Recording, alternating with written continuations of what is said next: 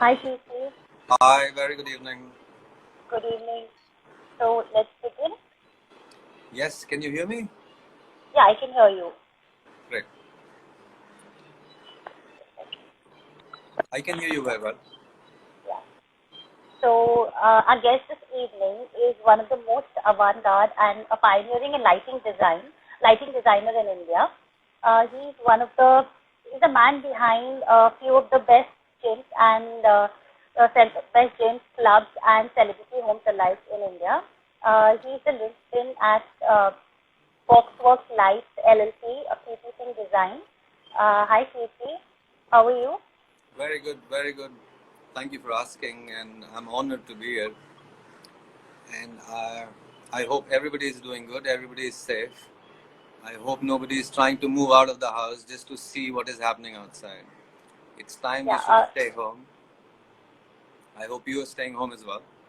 Yes, I am staying home following Good, the lockdown rules. good, good, good. So I'll be switching off the comments for the time being, and we'll take the comments and questions at the end of the session.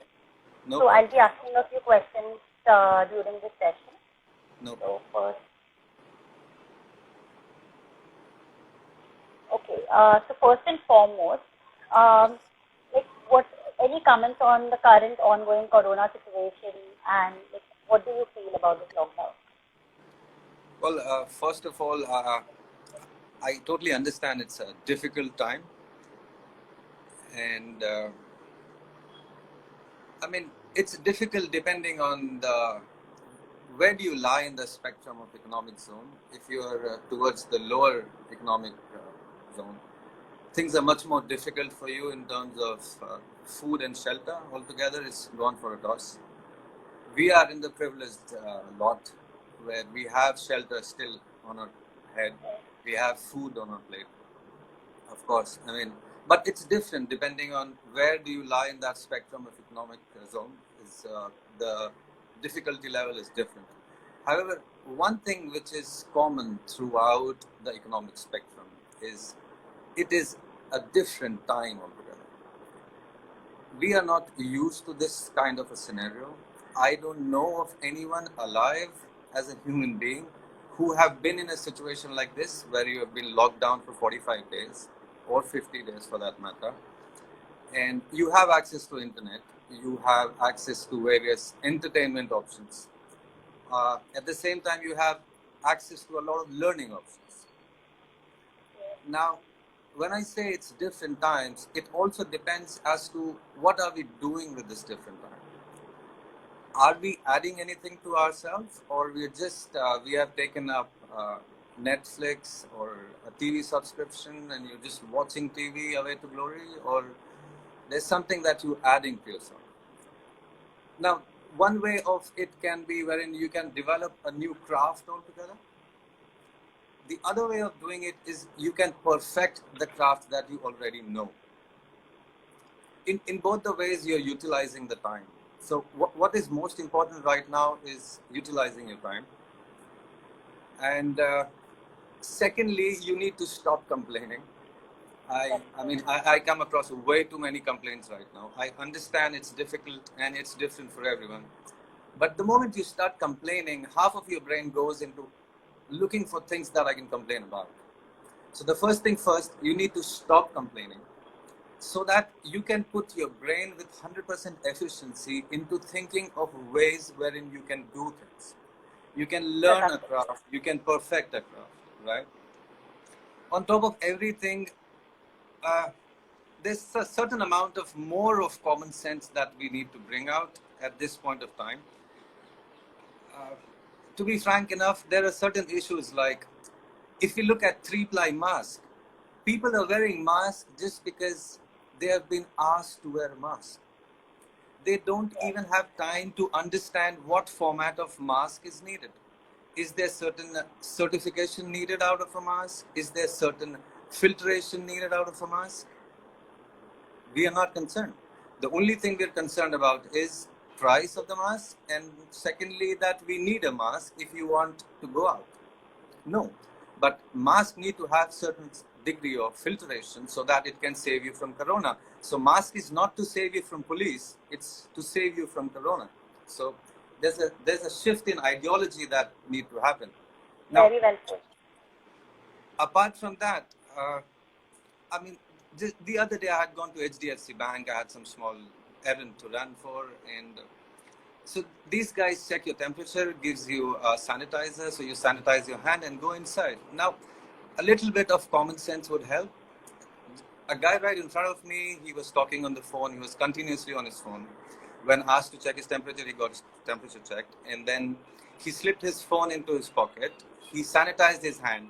The moment he finished doing that, he slid his hand inside the pocket and took the phone out. I mean, that entire exercise of sanitization and everything goes for a toss. So yeah, I mean, we need to bring out certain degree of common sense to understand the situation that we are into. Be a little more safe. Let's not try and get into what is right, what is not right. Let's just be safe. Let's try and utilize time, because an inch of gold will not buy you an inch of time. Is the bottom line. So coming to a topic, how does appropriate lighting help in human well-being? Well, see, first of all, we need to understand what is well-being altogether. Now, well-being is pretty much if there's a timely secretion of all the hormones within a human being. Now, I would not get into too much details of each and every hormone, but I will bring out two of the hormones, which is very important for our well-being. First of all, there's a hormone called cortisol. This hormone keeps you alert. So the idea of cortisol is early morning when you wake up is when your cortisol starts increasing in your bloodstream. Now, towards the afternoon, the cortisol level is the maximum. So you are most alert at that point. Now, on the other hand, there's a hormone called the Dracula of hormone. The name of the hormone is melatonin. Now, this hormone is active only in darkness. So melatonin is a hormone that brings you sleep. Now, if human beings start finding well-being in just keeping their body clock as per the natural clock of the world, well-being becomes very easy. So if you have a pattern of sleeping, time of sleeping, the stretch of your sleeping, everything is taken care of as per Mother Nature, things become very sorted for you. Now, one thing, there's one aspect wherein you understand what a hormone does to you. On the other hand, we need to understand how are these hormones regulated. Now, these hormones have one single sensor, that is our eyes. So it's the amount of eyes that goes into the amount of light that goes into our eyes will send a signal to our brain that, okay, there's too much of light, let's start secreting cortisol. Or if there's too much of darkness, let's start secreting melatonin. So depending on that, the hormone variation changes in our body. And those hormones will take care of the well-being of a human being. Now, what has happened is, if you go back around 300-400 years back, where there was no artificial lighting, so the only source of light that you had was the sun. Now, things were pretty sorted then, because you would wake up with the sun, you would go off to sleep and finish your work with the sun, and then you fall off to sleep at 9 o'clock. So the well-being was much more better those times compared to now. What we have done now is we have made shelters of our own. We don't let natural daylight come into our zone. We have put in the blackest possible tint. We would, on top of everything, we'll also put a curtain.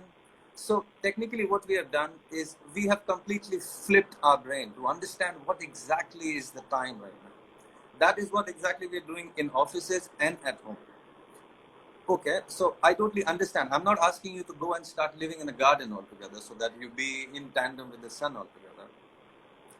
But now that we have made shelters like that, where we don't let the daylight come in, so we need to work out a lighting system which is appropriate and which is in tandem with the sun outside. So as the day grows and it becomes afternoon, we need to have a higher lux level. The reason being, only then will your brain understand that it needs to be more alert. And that is where appropriate lighting comes into play, and that is how a perfect lighting will take care of your well-being at the same time. Right. Very well put. Yeah, yes, that's true. A lot of factors go into life, like well-being of human beings. So, like, what is life planning? Well, we were just talking about lighting and how appropriate lighting takes care of your well-being. So, light planning, say for example, I understand the people who are watching us right now are people who are getting into interior designing and space designing. So, the first thing that they make is their mood boards. So, once they have their mood boards ready as to this is how the house is going to look, this is how this particular elevation is going to look. So, you have a color theme altogether. You actually know how your three-dimensional space is going to look like. Now, at the same time, we need to start incorporating light at that very point. Now, lighting comprises of three major aspects, wherein first being the accent lighting, second being your ambient lighting, and third being your task lighting. Now, if I take some 1 minute of your time, ambient lighting is all about indirect lighting, wherein what you do is you increase the entire lux level of a room. So you increase the light level in a room, but indirectly. When I say indirectly, what we're looking at is scope lighting and wall scones probably, or in any other format, wherein the luminaire is not right in front of your eyes, but you yet have a lot of light in the room. That goes into ambient lighting. Now, ambient lighting alone will be a very drab three-dimensional space. Now, to cut that down, we need something called as accent lighting. Now, accent lighting can be used in order to give more importance to a particular niche, maybe, or maybe a statue or a painting that is important to you. So that gives a different feel in terms of you get to know the limitation of your three-dimensional space. Where does it start? Where does it end? What has to be given more importance? Now, the third part comes task lighting. Now, say for example, you have a dining table. You need to eat food on that. So you need to have some format of a lighting which is specially focused on the dining table so that you can see your food properly and then have food. Similarly, in today's scenario, if you look at Bombay, it's probably one single space which is being used in different formats. I mean, you can use the same, as of now in the situation that we are in, it's the same bedroom we are using for watching TV, to do all these live chats, to probably study, and to at times probably eating food also. So it's the same space that need to have different variations of lighting depending on the different tasks you're doing there. So again, task lighting come into picture. Now, in order to get this right, you need to have a plan day one. Exactly the same way an interior designer would make a mood board, exactly the same manner you need to develop this entire habit of developing a lighting plan. Now, with lighting plan, what happens is you would know the location of a fixture, where exactly those important things are coming that needs to be highlighted, the type of fixture you're going to put, the make of fixture you're going to put, the wattage of fixture you're going to put, the color of fixture that you're going to put, the color of light you would want, if you want it to be dimmable or not. Now, so without light planning, everything will go, everything will fail. And I've seen them failing many a times. I've seen that happening with top-notch architects and top-notch interior designers. They just fail because nobody had paid so much attention on lighting day one. And technically speaking, it is supposed to be done day one. When the mood board and everything is ready, that's when you have to do that. So that's what. So what is luminous intensity? You just spoke about it, like luminous intensity. So what is it? Well, when I say intensity, luminous intensity, what we're talking about is different areas at different, depending on the functionality. Say, for example, there's an office and then there's a working desk. So there's a certain level of illumination that we need out of at that desk. Now, say for example, and we were talking about office table. It requires 500 lux. It's in each and every lighting book. Any book that you refer to will ask you to get 500 lux on a working plane. So you need to get that. I mean, you need to do either you do a calculation or you use a software to get a rendering done. But bottom line is you need to get 500 lux on the table if that is a working table. The moment we start talking about a table where we will be getting into chiseling of diamond and polishing of diamond, that has to be increased to 1500 lux.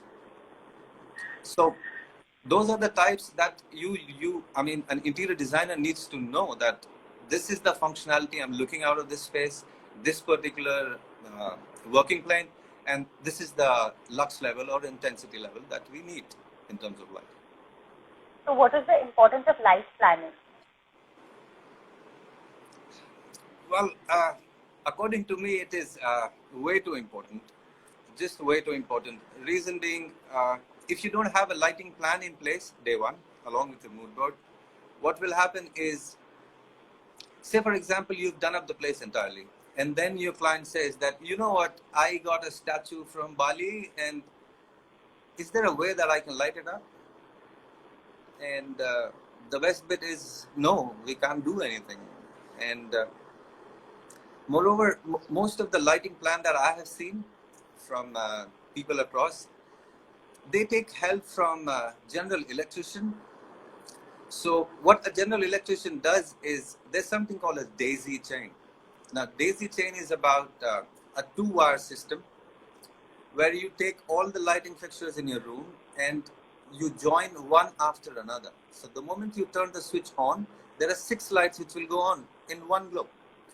And the only control in terms of changing the lighting you have is to either switch it off or keep it on the whole time.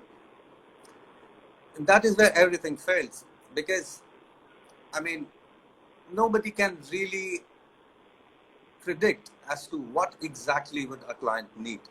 So if you have lighting plan in place day one, you can see what is happening with lighting plan is there is more importance being given to lighting per se. Now, the moment you start giving more importance to lighting, you will start asking more questions to the client as to what do you need, where do you need, how do you need. The moment you have all of that, you can devise that into your plan and design. And probably you can always approach somebody like me or somebody like who does things like me, and we can help you probably develop a plan. I'm not talking about on a monetary angle, but if the moment, see what I'm looking at is 10 years down the line, if these interior designers who are in your college, who are studying about interior design, if they start paying attention towards lighting,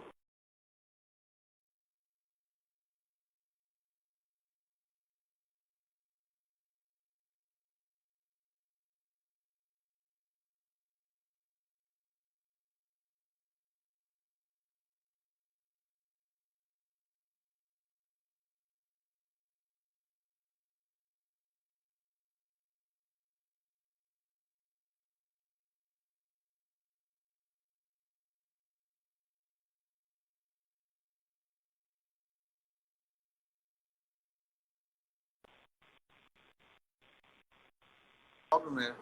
Yeah, Can you there's a hear me? connection problem. Yeah. I can hear you. Are we good? Yeah.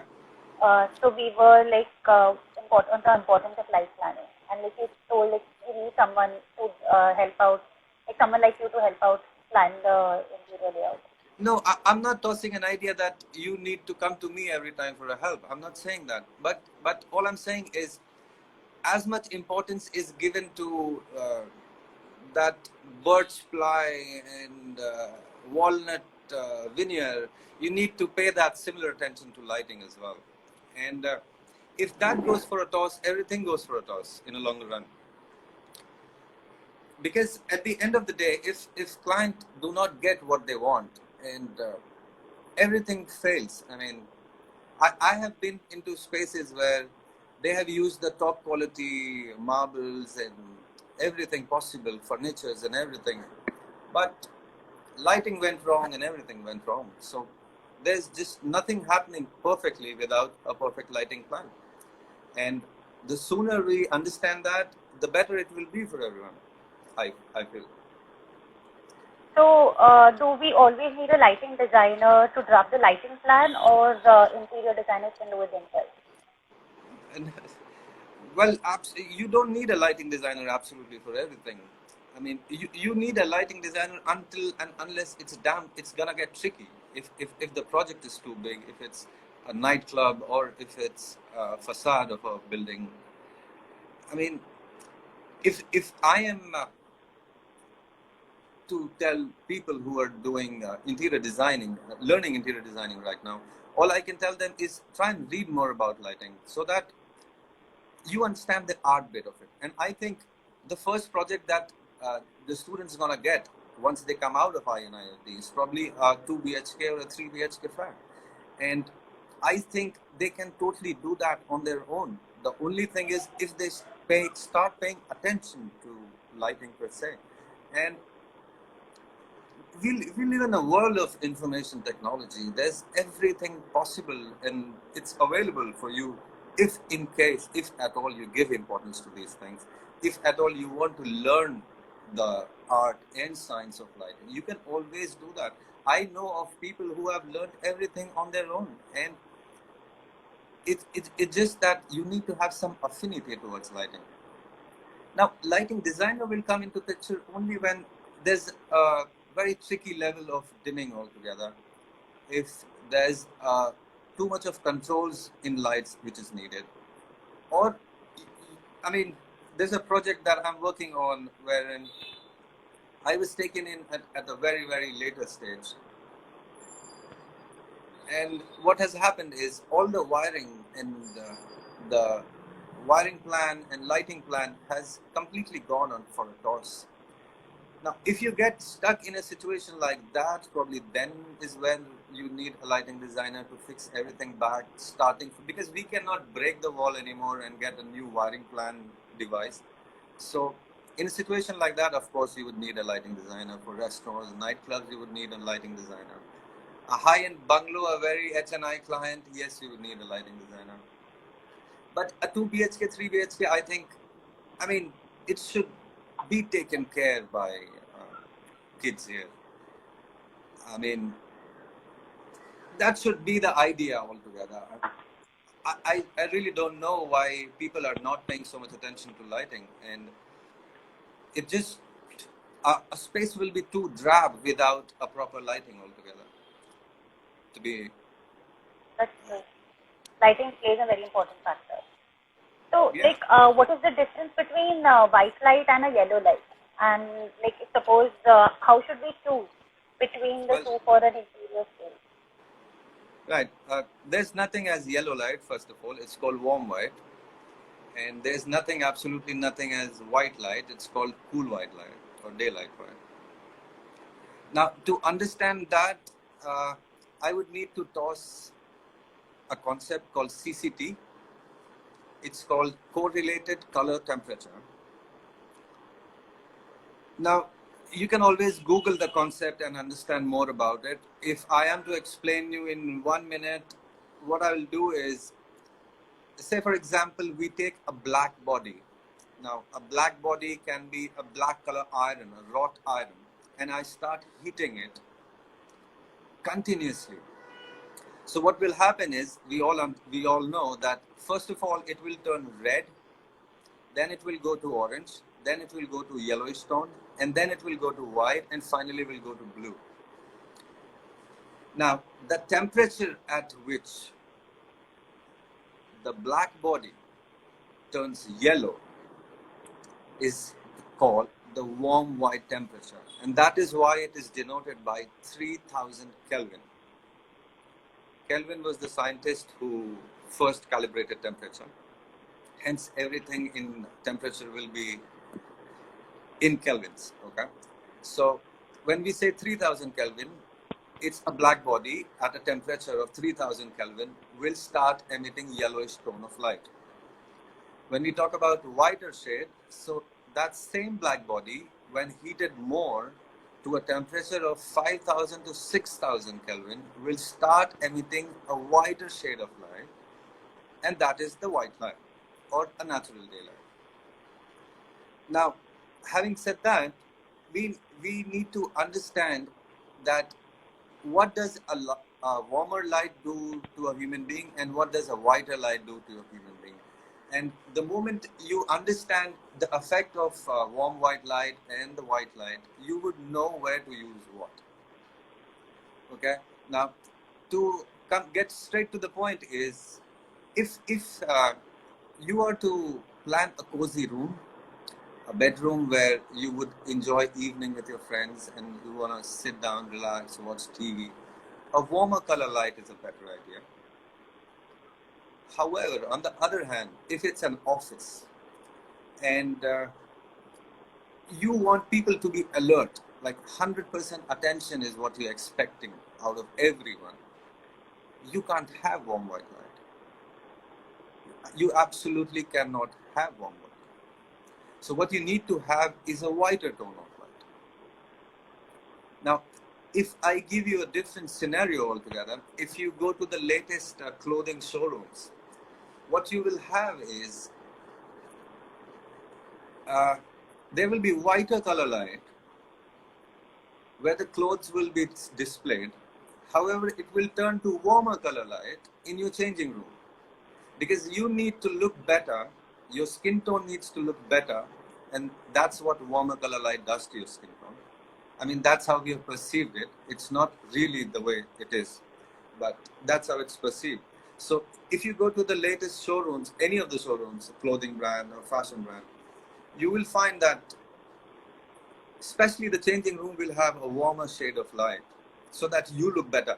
And you would find it so many times that you looked absolutely stunning in that changing room, but when you tried that same clothes back at home, you felt as if something went wrong. There's something which has gone completely wrong with you. So yeah, that is where white and warm white. Apart from that, say for example, you're designing a jewelry showroom. Now, the moment a jewelry showroom is dealing in diamonds, you need to have a whiter tone of light. You cannot go for a warmer light.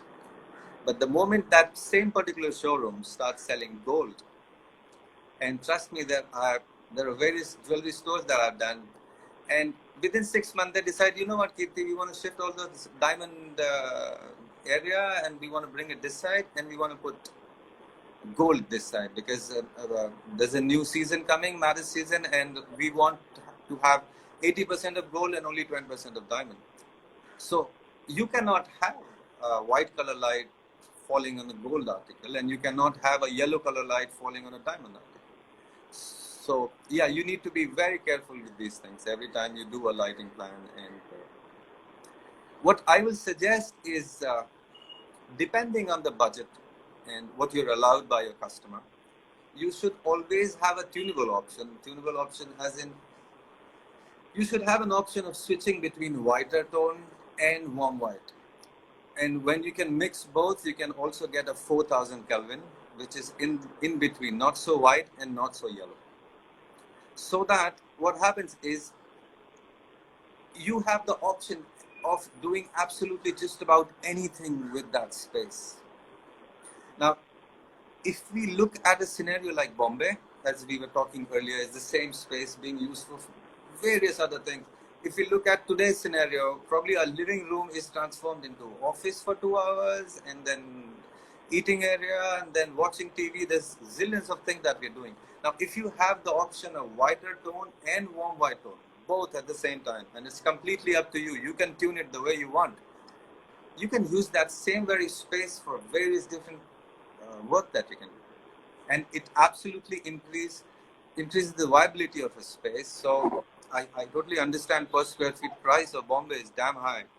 And if we can increase the viability and usability of each square feet in Bombay, I think we have cracked a good deal for ourselves. And that's where white and warm white light will come into play. So, is dimming control important on interior designing, and why? dimming control. No, I didn't get your question. Can you repeat that? Is dimming control important in interior designing, and why is it? Why do you need lighting controls in interior design? Yeah. Lighting is absolutely, I would say, zero if there is no control attached to lighting. If you don't have controls worked out for your lighting plan or your lighting system inside the house, the only control that you have is turn on and turn off. I think it's a waste of wiring, waste of lighting, waste of money, waste of everything. You need to be a little more smarter about things and use the same things. Same set of wires are needed. There's nothing special expense to these things. And with controls, what you get the option of dimming the light. With controls, you get the option of changing the color of the light.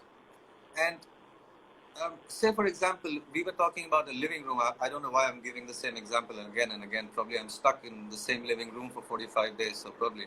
But if you have to live in a living room, and if it's an evening I want to spend with my friends, I would tone down the light.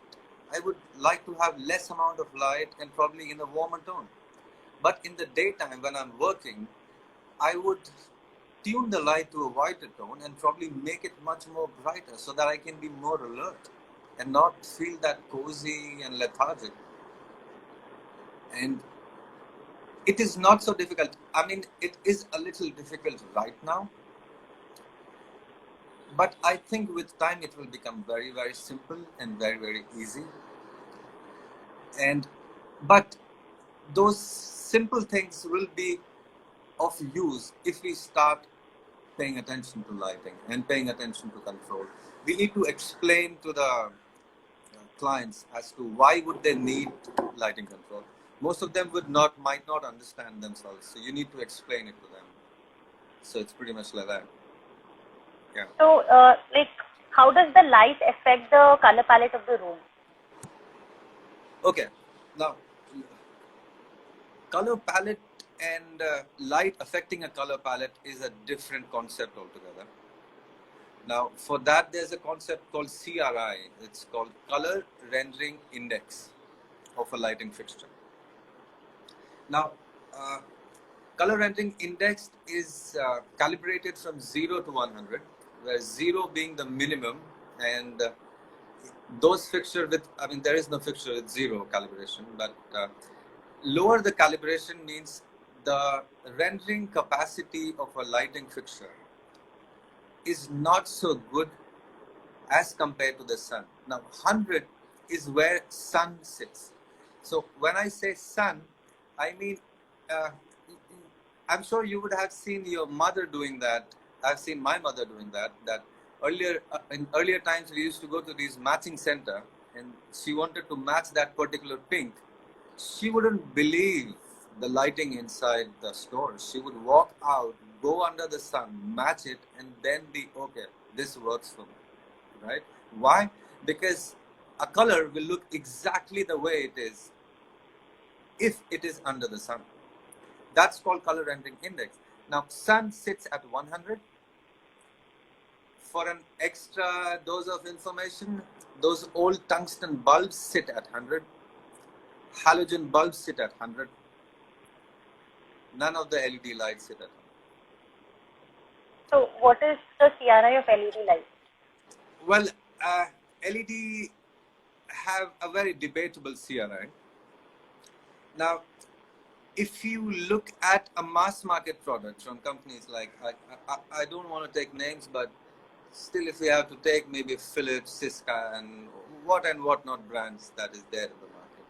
So they are majorly into a mass market product. So the moment you talk about mass market product, what is more important is price. What is less important is functionality. Okay. So what happens is, out of these standard products that you get out of standard fixtures, the CRI that you can expect of a maximum is 80. And maybe that 80 CRI can work for you if you want to save money and in a scenario of your residential house. But it will absolutely not work for a jewelry store, a clothing store, even a vegetable store, because your red tomatoes will look orange. So you will not be able to sell a lot of tomatoes, to be frank. Your clothing will not look exactly the way it is. Even today, till date, the top-notch makeup artists use halogen bulbs and tungsten bulbs for doing makeup. Now, this is again extra information for all the girls who are watching us. The best idea to do makeup would be under a tungsten bulb or a halogen bulb. Stay away from LED bulb as of now. I'm not saying there are higher degree of CRI that is achievable out of LEDs. You can achieve up to 97, 98 CRI as of now, but those LEDs are very expensive and you will not get out of a standard bulb a CRI of 95. So the best bet will be to use a tungsten bulb or a halogen bulb. The moment you talk about looking at your face and any kind of makeup is wherein you will use a tungsten bulb. Now, if we to talk about color palette altogether for interior design, you need to get your hands onto a lighting fixture that has a higher CRI. What will happen is that beautiful mauve looking sofa of yours will not look mauve and look something else altogether if your lighting fixture is not right. That brilliant green, whatever, curtain of yours will look black and not green. I mean, I have seen spaces where these are some top HNI clients. They have used the brilliant green, and they would talk about, this green we imported from here and we got that. But it's looking black. It does not look green. It's just because CRI of that fixture was never taken into concern. What you did is you just went to a random market, whatever standard fixture that fitted your price band, you just bought it and installed it. That's where it goes for a toss. So if you want to, if you're so keen about colors, I mean, if I'm not wrong, Shabnamji was here with you guys some time back, and Shabnam and I, we are doing a project together, and she's very particular, very assertive about her designs. I mean, an interior designer needs to be that assertive, that this is my design, this is how I like it, this is the color that I want. Now, for a designer like that, you can't you can't be foolish by not paying attention to those colors that she's using. If I am to use a low CRI fixture for the colors because there are some green tiles that probably she has gotten from some corner of India or probably some corner of the world, if I'm not wrong. And if I can't do justice to that green tile, then everything goes for a toss. If in my light that green tiles look like a black tile, everything goes for a toss. So yeah, CRI needs to be really high. I'm not saying that you only have to rely on halogen bulb and tungsten filament bulb. But if you understand LEDs and if you start learning what a CRI is, most of the European fixture, and if you have a better quality control, you can make sure that the LEDs used in your fixture will have a CRI of 95 and above. And only then your color palette will be of any use. If not, then everything goes for a toss, absolutely. Right. With all this information, I can just say, like, light has been the most underestimated aspect of planning. Like, for everything, people need to actually take a step ahead and understand what is lighting and move ahead with that.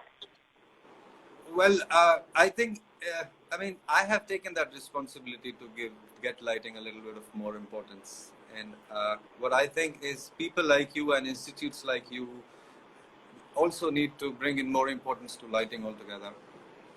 And if we can get that done, I'm sure, because what is happening is people are not paying so much attention to lighting. So the standard fixture which is there in the market is of, trust me, they are so bad quality, is not even funny. You will buy that and use it in your house. 3 months, 4 months down the line, it will start flickering. The CRI will not be in place. The power supply is the worst possible power supply that they've used. So if everybody starts paying attention and everybody becomes more concerned about lighting altogether, I think even the standard fixtures will become better. I mean, they will have to get better with what they're offering into the market. And probably with understanding more, we will be able to spend more money on lighting, and probably maybe through that, these standard fixtures can become of better quality altogether, with higher CRI, better power supply, less of flickering. I mean, there is so many things I can't even explain. If your lighting goes wrong, you will get a headache. I know of so many people who don't even know that it's just one lighting fixture which is wrong in your house, and you get a headache every day in the evening.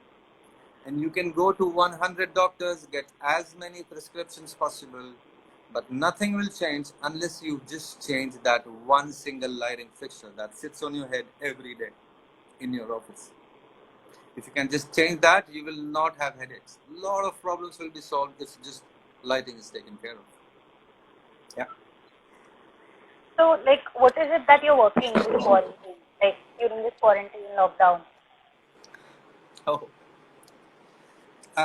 As of now, I'm working on ultraviolet light. Being a lighting designer, and the world being in a situation that it is, I was thinking of how can I save the world through lighting. And the only option I got is ultraviolet light. Well, ultraviolet light has been around for more than a century now. In around 1910, when there was a cholera breakout in the US, it was ultraviolet light that stopped the entire proliferation of the virus that time. That's not the only time when ultraviolet rays really came handy to save the world. Apart from that, around 1983, tuberculosis had spread across the globe. And even then, ultraviolet light had come into existence, and they saved a lot of spread of those viruses. Now, ultraviolet light again is broadly classified into three forms, wherein there's something called as ultraviolet A, ultraviolet B, and ultraviolet C. Now, ultraviolet C, I know it's getting a little scientific, however. So, ultraviolet C starts at 200 nanometer of wavelength and goes up to 280 nanometer of wavelength. Ultraviolet C has a superb germicidal quality. You would not believe a coronavirus or a novel COVID-19 virus. I can break the DNA of coronavirus in just 1 minute of exposure of UV light. Just 1 minute of exposure, and you can kill coronavirus, you can kill SARS, you can kill cholera, you can kill many viruses and bacteria. However, there is a downside. The downside is these ultraviolet lights are damn fatal to human use. So in any format, you cannot expose yourself to these ultraviolet lights, not even for a minute. A prolonged ultraviolet light absorption in your skin will give you skin cancer. And a smallest exposure to ultraviolet light, say for example 1 minute or even 2 minutes, will give you a problem like photokeratitis. Now, photokeratitis is a situation wherein you will get exposed to ultraviolet lights for 1-2 minutes. You will not understand what has gone wrong. However, when you go to sleep is when your eyelid will get closed and you will not be able to open it. You will feel as if there's a lot of sand that has gone into your eyes. That problem is called photokeratitis. Okay. This also happens if you do welding without having a proper health care. And now, so we are what it can be worked and devised in a way where it can be used in a hospital or gathering areas like a theater or a nightclub and a restaurant, wherein not even one ray of ultraviolet light is exposed to a human being. However, it is exposed in a way that the entire viruses and bacteria, if any, in that zone will be killed in just no time. Now, having said that, now that I have got time, I would also want to warn everyone that there will be various ultraviolet lights that will come into the market very soon. Okay, the market will be flooded with ultraviolet lights in different formats, like a wand and a box which will have an ultraviolet light inside. They will ask you that you can put your mask inside and disinfect and all of that. So this is all a gimmick. What I will say is just stay away from these things. First of all, LED in a format wherein producing ultraviolet light is efficient less than 1%. So the efficiency of LED being used to generate ultraviolet light has an efficiency of less than 1%. And all these fixtures that you can buy out of various other options, where I think it will start happening that you will be sold ultraviolet lights even on a traffic signal. If I'm not wrong, probably 1 year down the line. But you need to stay away from such formats of ultraviolet lights, because what is happening is you can have kids in your house. You can have, I mean, you are subjected to such exposures as well. And these products are being made in China with absolutely no quality control. These companies who are bringing these ultraviolet lights to India, they don't have any quality control. The only thing that they're looking at is investing 25 paisa and making 25 paisa out of it. They don't care about is there any exposure issue that can be a problem, or if it is of any use at all. So there is two problems with these LED generated UV lights which is being sold in the market. First of all, if it actually kills any bacteria with an efficiency of less than 1%. On the other hand, if it does, on one hand, then how fatal is it to my eyes and my skin, and I mean my family's skin if we have kids around. So yeah, a better idea is to just stay away from these things. However, on the other side, we need to devise plans, and there are plans, there are ways of doing it. Ironically, there is no factory in India which has gotten into ultraviolet light manufacturing for hospitals and areas. Let us see if there's a company that can come up and do that. We have pretty much devised, because this is not, I will not be the first one to do it. This has been done many a times. This is being done for like last 100 years now. And it is the way to go, but a very deep understanding of what is possible and what is not possible, what can be advantageous and what can be disadvantageous is what we need to keep in concern. The other very simple usability of ultraviolet light can be most of the restaurants, nightclubs, hotels, high-end bungalows, they have a central air conditioning system. Okay. Now, there is, you would not believe, but the maximum amount of spread of viruses and bacteria happens in a closed air conditioned environment, right? Now, if we have ultraviolet lights installed within this air conditioning system, in the HVAC, I mean, the changing zone, the zone where we do the air changes, where we bring in fresh air, where we bring in cold air, and even in the ducts which takes the air to different areas. If we have UV light in all those areas, the minimum what we can do is we can get you a much more cleaner air to breathe. And that is one situation where we can get into. So yes, we are working on it. I am all eyes, all ears into UV lighting as of now, and I am working on getting a system generated to get these things done, because there's something called as dosage and what amount of UV is needed to kill a bacteria and all of that needs to be devised. It again depends on the size of the area that needs to be contaminated. and that needs to be taken care of. So yeah, there's a lot of calculation, a lot of type of fixture which is absolutely allowed. There are type of fixture which is not allowed. There's a body called IES. It's this body is across the globe that takes care of, that gives as to what kind of fixture can be made, what kind of fixture is absolutely not allowed. So yeah, we need to read all that and then devise a plan and a system that can take care of hospitals and Yes. right. Yeah. So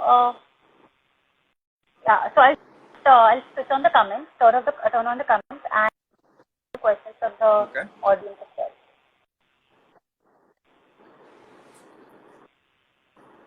Hi guys, do you have any questions that you would like to ask Kirti? This was a wonderful session. I wasn't aware about the different aspects of life, that how it actually helps in human well-being, and there are so many factors that contribute to it. So that was a wonderful session and very informative session. Thank you. I am always there whenever you need me in any format. You can always email us in case you guys get stuck into anything, any particular anything to do with dimming, or if you just want to know that, do you really think that this format of lighting is of any use to any one of us? So we can always, you can just shoot us a mail and we'll reply as soon as possible. Yeah, we are always there to help. The idea is to spread the word that yes, lighting is damn important. The sooner you get it to understand that, the better it is. Right. Any questions, guys, regarding lighting? Love the concept of using light to use the space efficiently. Culling 4-1.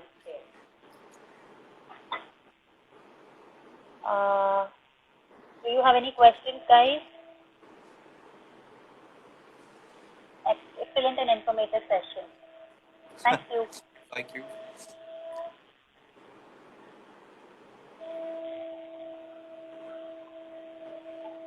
No questions? I think everybody went to sleep. No. I know it gets way too technical for everyone. Very informative session. Thank you, sir. You're welcome. You're welcome. And you can always check our website. It's kirtisingdesign.com. We have a website called foxworks.co.in. We have an Instagram handle of Kirti Singh Design. You can always drop in a question if you have any information that you need. And yeah, I mean, you can't send us a plan and just do a lighting plan for that. Maybe we will not be able to do that. Yeah, so, but yeah, if you have a question, something you want to learn, we are always there to help you with that. I'll tag in all your contact information, like your website and everything, and on the story, and people can come and follow your website. Need to add this in a detailed subject in a course. Okay, when it's the right stage, we can focus on the lighting in commercial and residential design. Shruti Manjikar is asking, when it's the right stage, we can focus on lighting in a commercial or a residential design. Day one, when you get your mood board ready is the time you have to devise your lighting plan. If not, everything will go for a toss. I'm so sorry about that, because you will not be able to. And see, the moment you start giving importance to lighting is when you will start asking questions to the client. As simple as that. And the moment you ask more questions about lighting to the client, you will understand what is that space going to be used for. And only then you will get a correct lighting plan and a correct lighting for space done. Yeah. And yeah, what is the full form of CCC? The word is CCT, T as in Tibet. It's not CCC, and it's called Correlated Color Temperature. CCT, I'll just mention it here. I will just add here. It's CCT. Right. Now you can Google it yourself as well.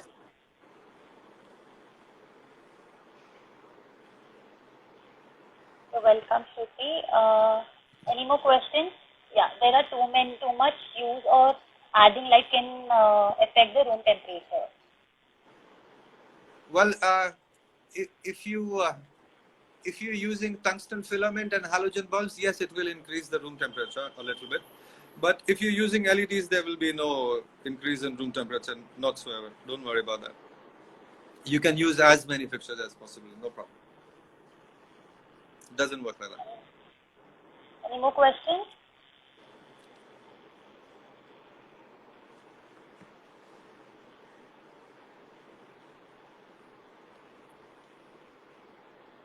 Any question that you have?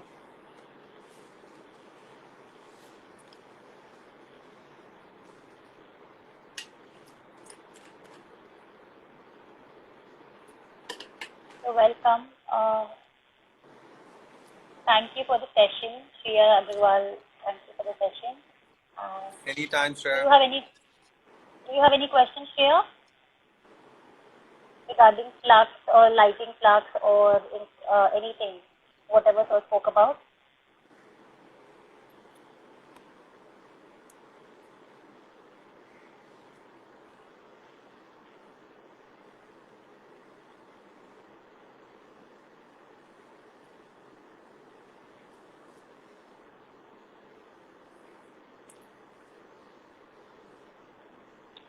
So, I think we should do a session very soon wherein yes. we'll try and teach these kids how to generate a lighting plan altogether. It cannot be done unless I can get a screen share option. It's just a question and answer format. It might not be able to help. And how much light should be used for minimalistic design? Well, I wouldn't understand what you call a minimalistic design. See, you would want some light in the room so that people don't start banging in the walls or onto a sofa. So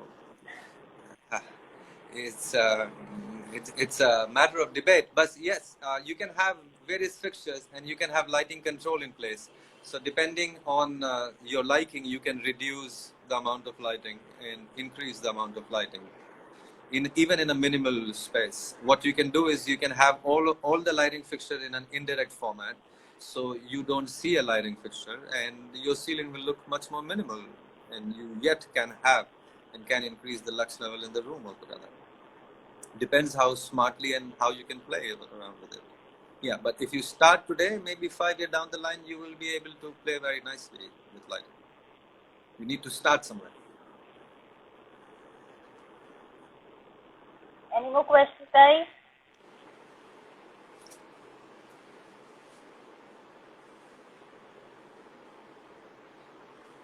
Yeah, so you were saying about a session where we can have students come in and speak about. Right. Probably we can devise a session wherein we will teach them how to make lighting plan.